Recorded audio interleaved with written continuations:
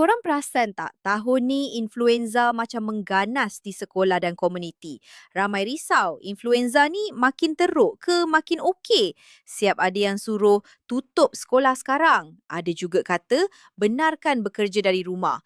KKM sendiri laporkan jumlah wabak influenza tahun ni di sekolah dan komuniti meningkat lebih 800 wabak, hampir 2 kali ganda berbanding tahun lepas.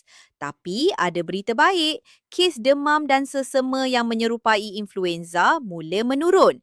Di klinik, pesakit dengan simptom influenza turun dari 8.3% ke 7.3%. Ujian makmal pun tunjuk kadar positif influenza jatuh dari 38% ke 19%.